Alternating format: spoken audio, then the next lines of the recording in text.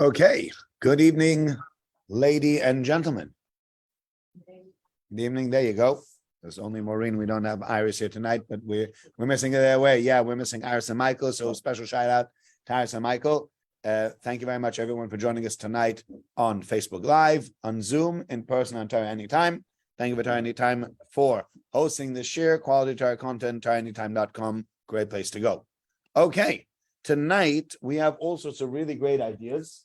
I don't think we'll get through all of them, but I'd like to discuss some of these ideas. Okay. Let's start with the following. There's a very, very famous Rashi, one of the most famous Rashis in the Torah. Do you know what they say about famous Gemaras and famous Rashis? You know what makes a famous Gemara? If you know it, it's famous, right? That's how it goes. It's not like, yeah, it's a famous piece of Gemara. Nobody's ever heard of it. Like, excuse me. Okay. So there's a famous Rashi over here that this is actually really famous. So the pasuk says as follows. We're on page 170 in the Old School Chumashim. And it says the following. We start off, Hillary's here as well. We start as follows. Vayishlach Yaakov malachim lefanov. Yaakov sends malachim ahead of him and Esav to Esav his brother, to the land of Seir, and to the fields, the plains of Edom. He commanded them to say the following. This is what you should say to my master, to Esav. So says your master Yaakov, Im Lavan gati, with Lavan I have sojourned, and I have waited until now. I have lingered until now. And then he says, I have oxen and donkeys and sheep and servants and maidservants, and I want to send a message to you because I want to find favor in your eyes. That is what we see over here. That is what the pasuk says. So now, So now comes the following point that Rashi says. Rashi says, Im Lavan gati. Rashi says two explanations. Number one, the brachas that I got from my father didn't really work. It said I'm going to become some kind of hotshot, right? In Lavan gati. I live with Lavan. I was a shlach. I was a shmata there. I didn't get to live there the high life. We spoke about it last week on Shabbos. In Lavan gati, I live with Lavan. It was actually quite a difficult time. Wasn't fun. 20 difficult years. So he's saying to them, you're all jealous of me of the blessings that I received. Some blessing, right? That's what I wish on all my enemies. That kind of blessing, right? That's the first point that he makes. Point number two, Gati actually has the same letters as Taryag. And Taryag is 613. And therefore, what is Yaakov Avinu saying to Esav? Im Lavan gati, I live with Lavan, v'Taryag mitzvah shamati, but yet I've kept all 613 mitzvahs. And let me ask you an honest question. But I heard this question years ago, and this is, ever since I've heard this question, this question always bothers me whenever you listen to it. I remember hearing Rabbi Resnick, when we were in high school, Rabbi Resnick asked this question. Do you think Esav actually cares? Really, honestly. Do you think Esav cares? Like, I kept all of the mitzvahs. You can send Esav a message. Do you know what? I kept everything. The big things, the little things. I put on phone every day. I davened. Esav's like, what's the matter with you? What are you talking about? What's wrong with you? Right? It's like, I might have told the story here before. It was we had an overnight when we were in camp. It was very funny. We had this overnight. We were staying at this, in America, they were called a Y, which was like a Jewish youth club. It's like the YMCA, so you have the YMHA, right? And you have the Young Hebrew Club. And we had over there a camp, and we all spent the night over there, and I came with my tefillin, et cetera, and I wanted to wake up early. I'm going to wake up early. I'm going to daven. I'm going to go to the gym. Then I'm going to wake up my kids. It was great. So I woke up at like 6 o'clock in the morning, or 6:30, knowing that the kids are not going to wake up till like 8. So it gave me enough time to put my tefillin and daven, everything will work out. And for some reason, I'm not exactly sure why, I woke up and I decided not to put on my glasses because I figured I could see who's who. And I'm walking around, and there was one other counselor in that camp that was frommer. And there were one or two other guys on there that I thought were frommer, but weren't that from. They weren't really too bothered by putting on tefillin. And I remember I didn't put on my glasses, and I'm walking around. Now, my eyesight is quite bad. It's like mine, now it's -6, but at the time it was -5. So, Michael, you know and I know that when I take off my glasses, what do I see? You know, I can't see your face properly, Michael. Yeah, I'm coming to see you on Friday, actually, at 10 o'clock. So make sure. Pardon? I should make sure you're on time. How am I supposed to do that? Right? So anyway, I'm walking around without my glasses. I'm walking through everybody else. And I came to the fellow that I thought was the guy that wanted me to wake him up for davening. So I bend over and I'm like, Maury, Maury, wake up. It's time to daven. Time to put on tefillin. Anyway, I realized afterwards it wasn't Maury, right? It was another counselor. I can't remember his name now. It was Ari, I think. It was Ari, and Ari wasn't really too bothered. But I woke him up, and it's like 6:30 in the morning. I'm like, wake up. It's 6:30. Time to put on tefillin.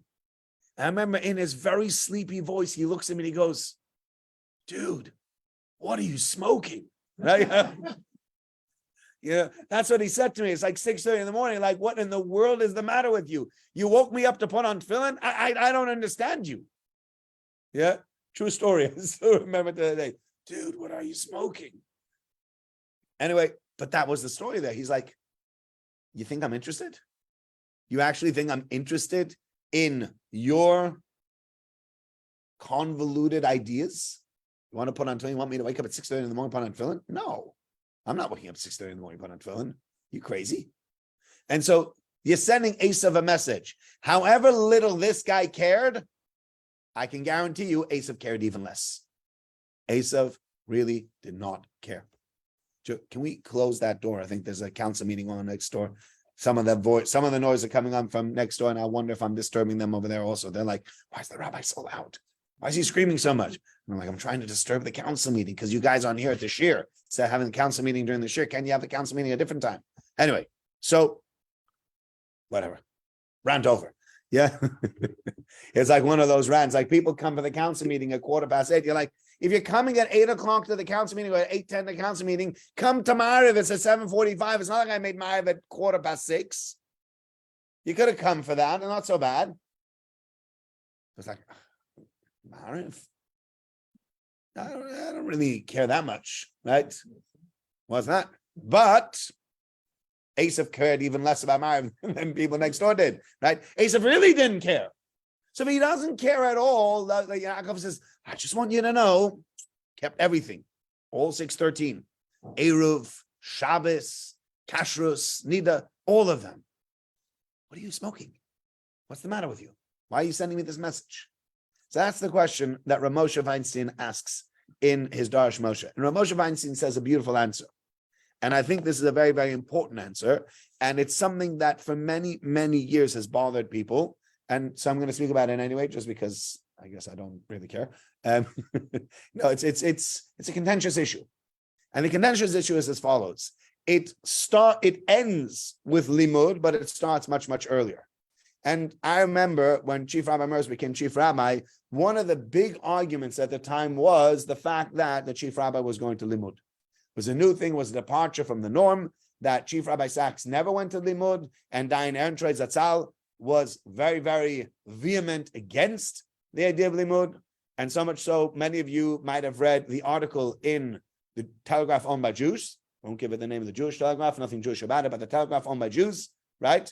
Wrote an article about Dayan Ehrentreu. So it wrote in the article, Dayan Ehrentreu, who refused to meet the Pope, dies at age 90. Now let me ask you an honest question. Dayan Ehrentreu was one of the leaders of Anglo Jewry for well over 50 years. That's the only thing you could say about him. Refused to meet the Pope. The man who led the London Bezdin, the man who led the Manchester Bezdin, the man who created the Manchester Chaver Kadisha for the Manchester Bezdin community, the man who was fearless, the man who created the Eruv, the man, so many things that he did. He was such a pivotal figure for Anglo Jewry, you can't just put it together in one sentence. But if I want to describe the most pivotal, thing that, if I were to say, Chief Rabbi Sachs, who discussed creationism with Dawkins, died, that's Chief Rabbi Sachs? That's how you want to describe him? That's your one line? Chief Rabbi Sachs was the chief rabbi of the United Kingdom, and he's written so many books, and he's inspired so many people, and the videos and things are going on after Rabbi Sachs passed away that just keeps going on. The education keeps going. If all I have to say is that he didn't want to meet with Richard Dawkins, or he didn't meet with Richard, Chief Rabbi Sachs, who refused to go to Limud, or who couldn't go to Limud, dies. That's it. That's all you got to say about Rabbi Sachs. So you have over here one of the things that Dayan Antray itself, was the fact that he did not meet the Pope. Now, why did he not meet the Pope? This is an important point. Was there a reason having to do with the Pope? Actually, it had nothing to do with the Pope. Why did he not meet with the Pope? Because it was done as a pluralistic meeting. That meant the Orthodox, the Masorti, the Reform, the Secular, the Reconstructionists, they all came together. This is the Jewish delegation. And he says, I don't sit together on platforms with people who do not espouse Orthodox values. Somebody who wants to change Orthodoxy and wants to say there's another form of Judaism, i.e. Reform, conservative, whatever else it might be, I don't sit on a platform with them. And so he didn't meet the Pope. Limud, we don't go to a conference where they teach anything else other than Torah values. If you're going to go to a conference that teaches Torah values, but also has different people speaking who refer to themselves as rabbis and teach things that are antithetical to what Torah is all about, we don't go there. And so that's why in the United Synagogue, very few of the Rabbanim ever went. Certainly in the provinces, none of them went. It's something that's become like, you don't do it. Why? Because there's been this argument in this fight, and this is something that the Gedolim in the 50s wrote about very, very strongly. At the time of Moshe Feinstein Zatzal, together with Rav Soloveitchik Zatzal from New York, many Gedolim wrote that we do not sit on a platform together with another organization that espouses Judaism that is not backed by Torah. Okay? Now that's not an easy one. It's actually quite a hard one, and many people find it hard to swallow. Many people actually say, come on, you got to sit at the desk, you got to be there. If you're not going to be there, you know what? They get very, very upset about it. But Dayan Antray Zatzal was vehement. There is no way we sit at the table with them. So where do you get it from? Where do they all get it from? Says Rav Moshe, it comes from this week's Parasha. Rav Moshe Feinstein says, the message in Lavan Garti, I live with Lavan. V'taryag mitzvah shamatin, I kept 613 mitzvahs. It was not to tell Esav how he spent his time. When I was sitting out with the sheep and I had nothing else to do, I learned Gemara. I listened to the Rebbe Stefanski instead of sitting there and listening to just some kind of stupid podcast on Spotify. That wasn't the point that he was trying to make. When I lived by Lavan, I lived my life only according to Torah values. And so I am now looking to find favor in your eyes. However, this is the really important point. I will not compromise on any Torah value to make peace with you. So if you say to me, let's make peace, he goes, all right, you want to make peace? If Shabbos is out the window, no problem, we'll have peace. You know what? I'll fight you. I'm not, that's where I draw my line. Im Lavan Gati, I live with Lavan, the charlatan, the horrible person, etc., etc. Tayak mitzvah shamati. Whatever I lived, whatever I stayed, whatever I did over there, it was all based and backed by 613 mitzvahs. And if I'm not backing my life with the 613 mitzvahs, then I don't live like that. And therefore, I want to make peace with you. That's really important. I'd love to make peace with you. But peace has to be based on the Torah.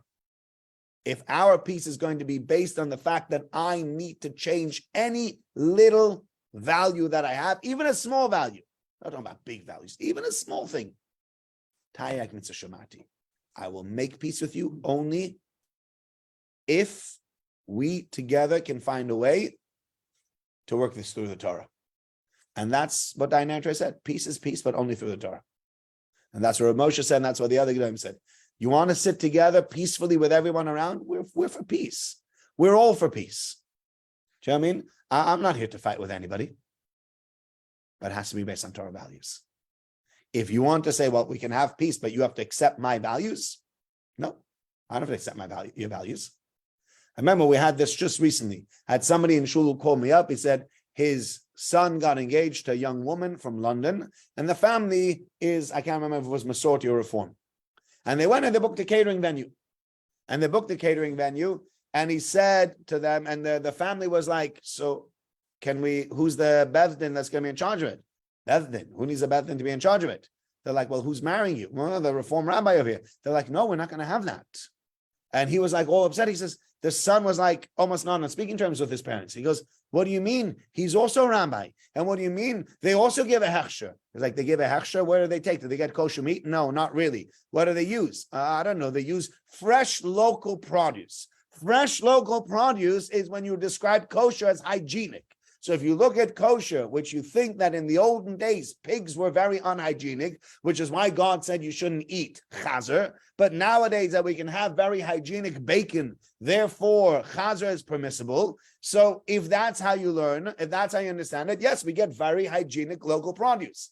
But that's not kosher. So the family had an argument until finally the father put his foot down and said, no, we're not having this. We're not having a non-kosher do. And they said, no, we'll figure it out with another rabbi. And I spoke to the rabbi and I spoke to the Bezdin. I tried to work it out for them. Turns out they said, no, but we've already made a reservation there. Guess what? The reservation that they made in that place, they didn't even put any money down on it. It's not like they were losing thousands of pounds by pulling the reservation. They just made a reservation. They just pulled the reservation. That was it. But they weren't willing to pull it because the other side said, we're just as Jewish as you. Yeah, you are just as Jewish. And therefore our Judaism is just as Jewish as your Judaism. No, you might be just as Jewish as me. Often people get into that whole argument and people misunderstand that. Reformed Jews, if they're born to halachically Jewish women, are just as Jewish as any Orthodox Jew. No question whatsoever. Sure they are. Anybody born from a halachically Orthodox, an Orthodox person, a person not who's Orthodox, a person who is considered Jewish under Jewish halacha, a woman who has a child, that child is Jewish. End of. Whether they are secular, whether they behave as a Christian, whether they behave as a Reform or conservative or Haredi or a Mizrahi Jew, they're the same level Jewish. But the Judaism that they espouse, not the same thing. So you're mixing Jews and Judaism. Oh, you're saying he's not Jewish? No, I didn't say that. He is Jewish. His Judaism is not Jewish. Far from it. And so there, the family said, we're not willing to compromise. We're not compromising on halacha, even if the family is not the most religious family, and they're not necessarily the most religious family that we have in the shul. But they said, we're not compromising on that. We're not having a wedding with tray for food. And we're not having a wedding that's going to be officiated by a Reform fellow. We're not having that because it doesn't count. It says, even though we're not so Orthodox, but we know this doesn't count. We're not having it. And in the end, they put their foot down. They won. And kol hakavod to them. Because they realized, they said, but the son was like, you're creating all sorts of issues. And I'm getting into issues with my in-laws, and they're getting upset with you. And why can't you just keep the peace? Why can't you just keep the peace? The answer is this, Rashi. I can't keep the peace and sort of chuck out my morals.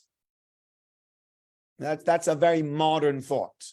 You know what? Your morality doesn't matter as long as we get on with each other. Why does my morality not matter? Why is your feeling of peace more important than my morality? Why is your feeling of you're being very aggressive? I'm not trying to be aggressive. I'm just telling you I disagree with you. That's very aggressive. That's become a new thing. If I don't agree with you, I'm being aggressive about my opinions. I'm not being aggressive about my opinions. I don't agree. I don't have to agree, right? And that's what Yaakov Avinu is saying, Im Lavan Gati. If I can live with Lavan, I live with Lavan only through the 613 mitzvahs. If you want to live together, Esav, you want to find a way around peace, no problem. But I am making a condition before we even start the negotiations. The Torah is untouchable. You want to play with it? You want to tell me I should keep certain things, I shouldn't keep certain things? That's off bounds. That's out of bounds. Certain negotiations, you say right away, if X, Y, Z comes up, negotiations fall apart, right? And we've had lots of negotiations amongst the Jews with the Arabs, etc., and they've made certain red lines. So that's a red line we're not crossing until they move the line. And so that's a red line we're not crossing. Well, we move the red line again. But Yaakov Avinu says, I'm making a red line and that red line stays. I'm making a line in the sand and that's where the line is going to stay. Judaism is Judaism. I don't care. I will fight you tooth and nail if I have to. I'm not giving up on my Yiddishkeit. Okay? So that's the first idea that I wanted to share with you. Going to now make a bracha. So those of you listening on the share, whether you're listening on Zoom or Facebook, or whether you're listening on Torah anytime afterwards, please don't answer. Anybody in the room can.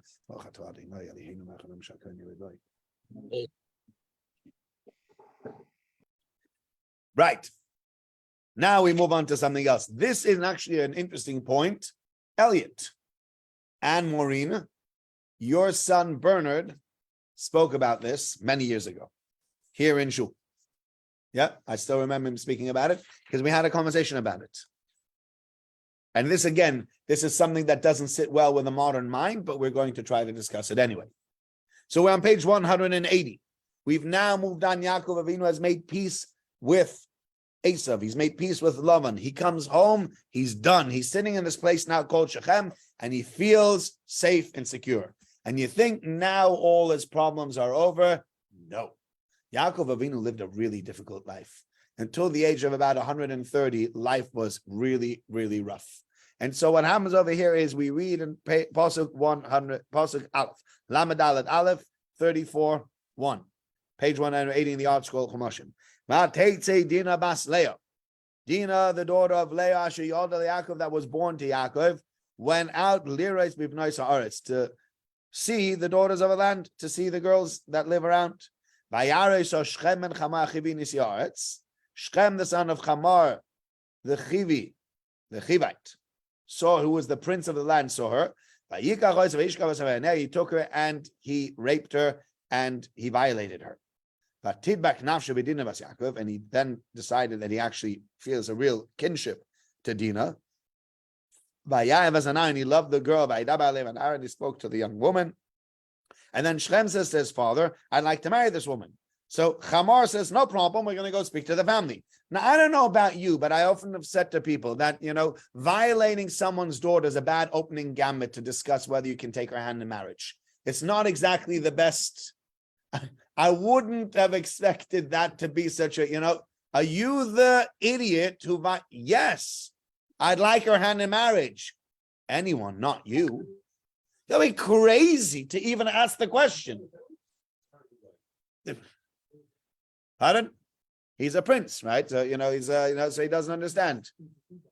Do they? Well, that could be in those days. That was something that royalty saw as their right. Right? We're going to read about it on Hanukkah, the idea of primus noctus, the idea that the Greek generals were allowed the first night with a young bride rather than the husband. That was one of the gzeros that were made on the Jewish people to break the spirit of the Jewish people. Imagine that. Every time, so a young couple got married, so they had to hide their marriages. Every time a young couple got married, and if they found out that you didn't keep it, they'd kill the woman and they'd kill the man. They'd kill the couple. Taking a real risk over here. On the other hand, that was the rule. The rule was that the procurator, whatever you'd call him, the Greek general in charge, was in charge of violating every woman that got married on the first night before she would be allowed to go to her husband. Terrible rule, right? Crazy. But that's what's going on over here. So this man says, I want to marry her. So what your son spoke about at the time, I don't remember the answer, I remember the question. He spoke, it says, Dina bas Leah, Dina, the daughter of Leah, which was born to Yaakov, went out to see the children of the land. So Rashi says, why is she called Bas Leah? Why is she called Bas Leah? Dina, the daughter of Leah. Yes, she is the daughter of Leah, but she's also the daughter of Yaakov. So why do we call her Dina, the daughter of Leah? And we know that Yaakov Avinu only had one daughter called Dina, and she was born to Leah. That's what we saw that in last week's Parasha. So what Rashi refers back to is a pasuk in last week's Parasha. In last week's Parasha, there was a disagreement between Rachel and between Leah. Leah's son Reuven went out and he found mandrakes. Yeah. And Leah brings them home, and Rachel, mandrakes were known, I think, for their fertility qualities, which is why Rachel says, can I have some of those? Because Rachel is really desperate to have children with Yaakov Avinu. At the moment, she's not having any children. She says, can I have some of those? And Leah says back to Rachel, one of the, almost in the Torah, one of the almost greatest insults, she says, is it not enough you took my husband? You're now going to take my mandrakes as well? And Rachel keeps quiet, because Rachel could have really said, I mean, who took whose husband? Let's call a spade over here. Who was first? Who did Yaakov work for the first 7 years? What's going on over here? How dare you even say that? But Rachel made Leah feel so good about this whole story that Leah even says to Rachel, hey, you took my husband? You had to come in, you were second. I was here first. 7 days later, you show up, you make life difficult for me. Right? So it's not enough that you take my husband, you have to take my mandrakes also. So Rachel says, you know what? If that's the story, tonight, Yaakov Avinu was meant to sleep in my tent. Give me the mandrakes, and I give up tonight, and he can sleep in your tent. And the pasuk then says, Leah goes out to meet Yaakov Avinu in the field, and she says, she says, come to me, you come to my house tonight. It's like, I'm not supposed to, I'm supposed to be going to Rachel. I have now hired you, so to speak. I've made a trade with Rachel Imenu. She took the mandrakes, and I get to spend the night with you. And Yaakov Avinu is together with her that night, and from that, Yisachar is born. And Yisachar, Leah was Zoicha. Leah merited to have a fifth Shevet because of that trade, because of that deal, what they did. But Chazal give Leah a very bad rap for that. On the one hand, Leah did an amazing thing. She gave up something else, and she said, most important thing to me is my husband. So she gave up something else to be able to get her husband. But on the other hand, Leah goes out towards him. And Chazal say, Leah was used to going out in the field, saying hello to everybody, very vivacious, affable, call it as you wish. And therefore, Chazal chastise her for that quality that she has. And now we read Bateitze Dina Bas Leah. Dina, the daughter of Leah, goes out. So we say, Bas Leah, you know who else behaved like that? Your mom. You're a copy of your mom, aren't you? Your mother used to like going out and to see to look around. You like going around, seeing everybody else. That's what Torah is saying over here. Now, the question at the time was, yes, there are those that say that Dinah was very, very young, because Dinah was born before Yosef. So the way it goes is like this. Dinah was born right before Yosef, or at the same time as Yosef. Yosef was born when Yaakov Avinu was by Lavan in the 14th year, because right after Yosef is born, then Yaakov says, I want to go home, and he stays for 6 years working now for pay. So she was born literally 13, 14 years into Yaakov Avinu's stay over there by Lavan. He was there for 6 years. Then he spent another year and a half to 2 years in Shechem, etc., in Sukkos. So that makes it 7.5 or 8 years. So she was also a minor, right? Which makes the story even worse. Yes? Okay. On the other hand, you'd say, well, an 8-year-old's not allowed to go out. But the question that your son asked, I remember at the time saying, it seems almost that we are laying the blame at the victim. We are looking at the victim and we're saying to the victim, how dare you? How could you go out? And the victim's like, me? I'm the victim here. Lay the blame at Shechem, Hamor, for creating such a society, for allowing the son to get away with certain things. Instead, what's happening over here is we're blaming the victim and leaving the actual perpetrator just to go away. And this is something, by the way, that for many years has happened, and people have often complained about it, is that we blame the victim and we protect the perpetrator. And this seems to be going on over here. We're blaming the victim and protecting the perpetrator. So what's going on? Right? So we can talk about this a little bit, but I'd like to sort of come on to another point that the Oznaim Torah says here, which is very, very important, which we'll come to soon. And that's the following. Yaakov Avinu has a role to play in this as well, as do the brothers. So I know I often have this conversation with my older daughter, who says, okay, I'm going out now, I'll be home later. And my wife and I always ask the same question. What time are you going to be home? Question number one. And what's question number two? How are you getting home? Wait, we know where she's going. She tells us where she's going. Where are you going? Question number one. How are you getting there? Question number two. What time are you coming home? Question number three. Question number four. How are you getting home? Yeah. And there have been plenty of times where 11 o'clock at night, I'm about to go to sleep. I get a phone call. It's like, I'm just planning on coming home. Can you come and pick me up? Have you had that before? Yes, Maureen, you're all nodding like it's quite a normal thing, right? That is quite normal behavior. I need picking up now. But we always ask, how are you getting home? And my daughter always says, why are you making such a fuss? It's Prestwich. Let me walk home. What's the big deal? It's only Prestwich, right? I see you're all nodding your head. No. Why? It's not safe, right? And we keep on saying it's not. So, but my friends' parents allow them to. I said, just because your friends' parents do something that we think is not safe and stupid doesn't mean we have to be just as stupid as they are. That's just not how it goes. Like, somebody says, like, I remember, like, he told me to. And if he told you to jump out the window, would you jump out the window? Do you remember that conversation we always used to have with people, kids? Why'd you do that? He told me I should do it. So why'd you listen? Yeah. Which is the next question, right? You want to go somewhere, it's not safe to go there. And I was speaking this over with a friend of mine today, and he said to me, he says, yeah, you know what? My father's a manal. This fellow told me his father's a manal. He runs one of the local schools. And he very much knows what's going on. And he says, he told me 3 hair-raising stories that have happened recently here in Broughton Park, in Prestwich, literally in the local community. There were 2 young girls walking down the street. Another man came and then he just, bared himself in front of them, right? On Ashbourne Grove, right? Middle of the Cholent. So you say to yourself, how could such a thing happen? Because it could happen, right? Because at the end of the day, you're still living around. We're living around crazy people, right? There are lots of crazy people around. And just because you say, well, this road has only Jews living on it. Oh, that means all the crazy people that live anywhere around, when they get to this road, they go, no. Hasidim live here. We will never walk on that street. That's off bounds. Of course not. Anybody who thinks like that needs to have their head read. You crazy? It's not safe. Don't allow one of the local rabbonim, his daughter was walking home from somewhere. A guy just came out of nowhere, just hugged her and pinched her. Right?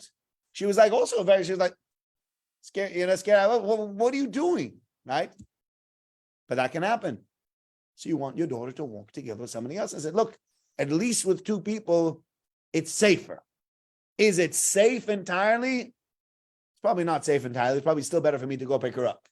But at least you created certain boundaries. You can't just go out anytime you want to. You can't just walk anywhere you want to. You have to realize the world out there is a crazy place. So if you're going to let your daughter out at night to walk on her own and something happens to her, so you say, you're blaming the perpetrator. No, we can't. So of course we're blaming the perpetrator. Sorry, you're blaming the victim. It's not the victim's fault. Maybe not. But the question really needs to be asked. Why was the victim walking through an area that was dangerous on their own? And why did the parent allow for that? How could the parent allow their daughter out like that? And thus 9 the Torah points to a verse later on. Verse 7. Uvnei Yaakov, and the children of Yaakov, Boam and Asada Keshamim, they came from the field when they heard it. They were very upset. They were very angry because a terrible outrage happened amongst the Jews. To lie with the daughter of Yaakov. But what were they doing out in the field? What were they doing in the field? They were working. What were they doing? They were shepherds. And the question that the shepherds need to be asked is, you're looking after all of the sheep. What about your sister? You're so busy looking after the sheep. You're too busy to look after your sister. She's going out and she's just going around to have a walk around. So he says that's why it says, Asher Yoda LeYaakov, that was born to Yaakov, we throw some of the blame at Yaakov as well. As a father, why did you allow this? Why did you allow this?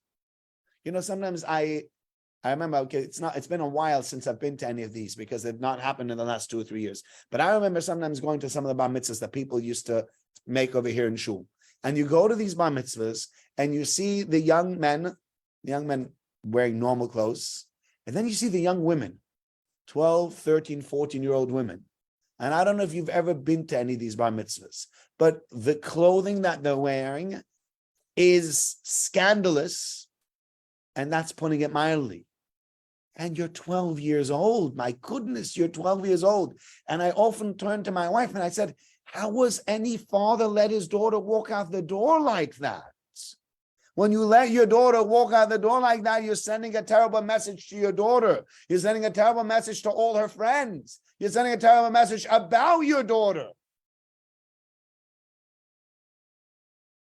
You know what? We can find a middle ground, right? I'm not saying they have to come in here wearing extra from clothes. I don't think that's going to happen, right? But if you've seen some of the things that people are wearing or not wearing, it's scandalous. It's shocking. It really is shocking. It shouldn't happen.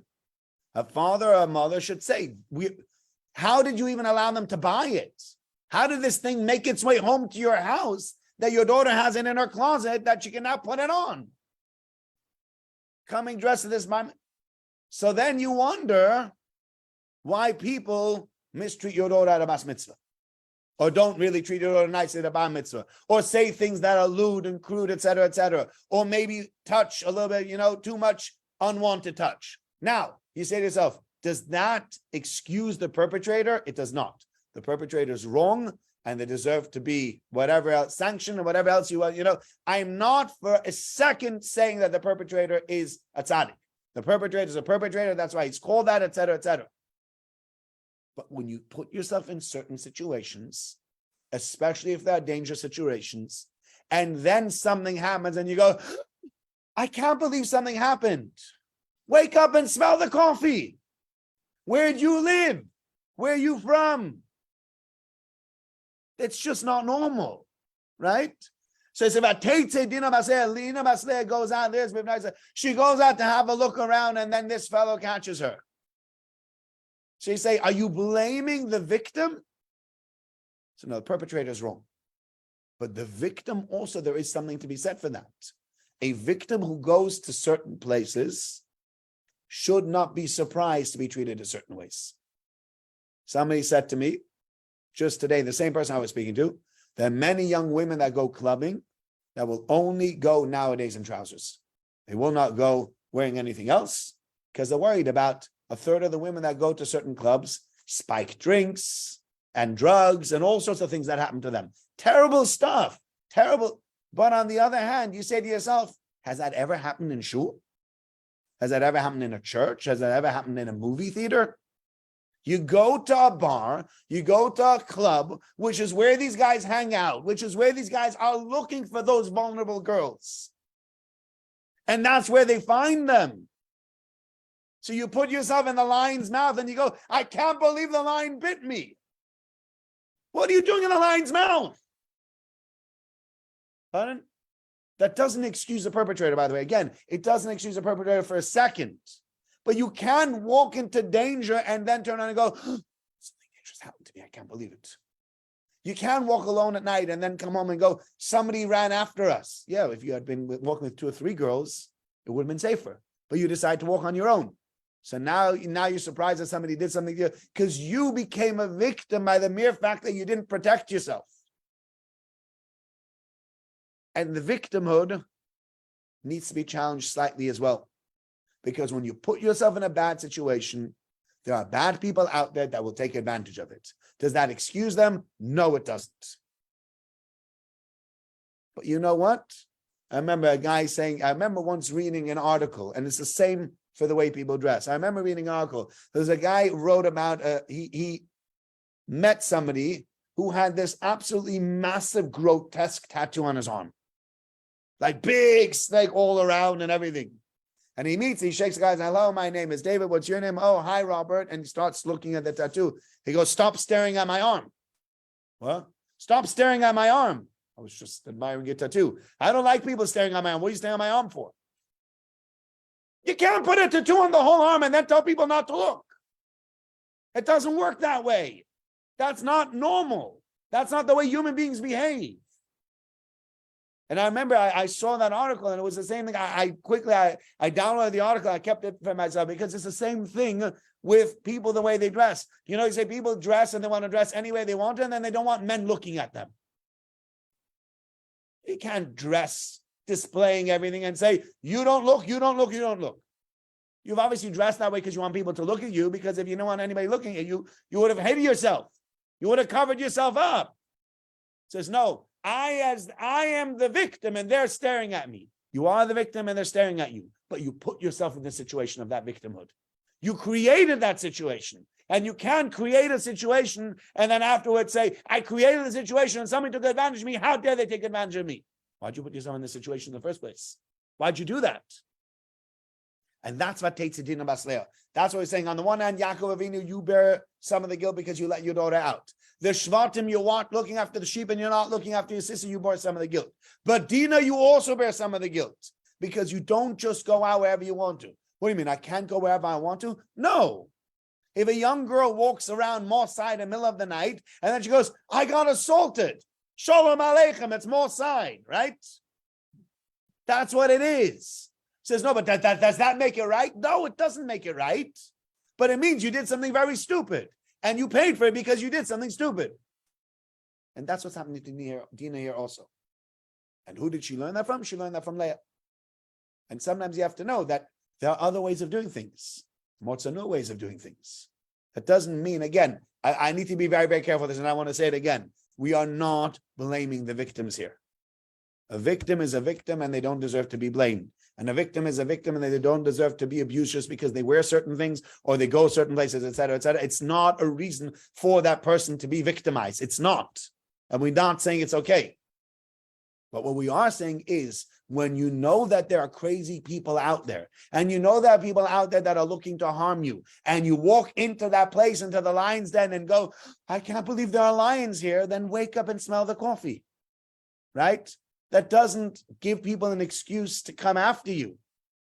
But you have to know that was not a very smart thing to do either, or responsible thing to do. You act irresponsibly, don't be surprised when people come after you when you acted irresponsibly. That's just what happens. That's what happens when you act irresponsibly. So that's the ideas that I wanted to share with you today. There were more ideas, but we've run out of time. Thank you so much for those who joined us on Facebook Live, for those who joined us on Zoom, in person, on Torah anytime. Want to get in touch, davideisenberg@gmail.com. Look forward to Mr. Hashem to speaking to all you guys next week.